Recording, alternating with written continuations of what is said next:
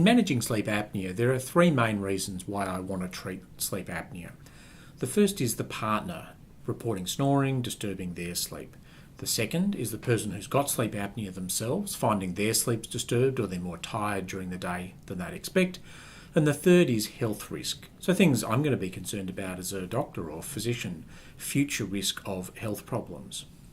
In terms of the first reason for treating sleep apnea, what the partner's noticing, there's good data showing that partners of people with sleep apnea get much less sleep than those without sleep apnea.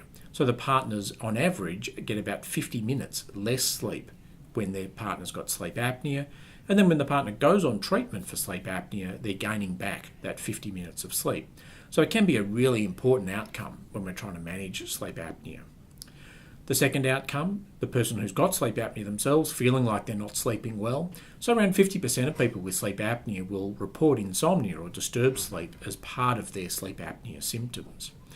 About 60% will also report feeling more tired than they'd expect during the day and find with treatment they get improvements with tiredness.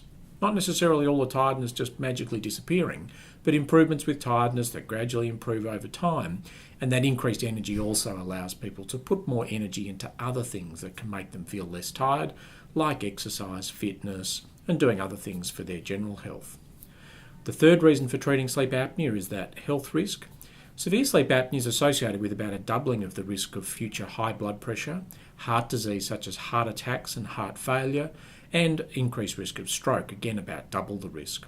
It also increases the risk of depression or making depression more resistant to treatment, and some studies show even up to a 5-fold increased risk of depression.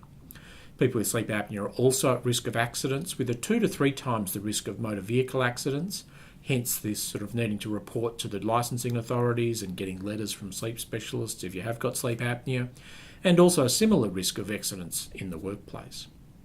So I'll often have people say to me, the treatment's not working, I'm still feeling a bit tired. But the key is to think about those 3 different outcomes, because usually the treatment is working in terms of keeping the partner happy, managing the health risk, and maybe the outcome you're judging it against is that tiredness, and that's only partially effective for that outcome. And that's often the case early on. So don't think of that as the treatment not working. Think of that as 2 out of the 3 outcomes actually covered pretty well, and the third outcome a work in progress. So it is important when I'm managing sleep apnea to just keep in mind what it is I'm actually trying to achieve for each of those 3 different outcomes.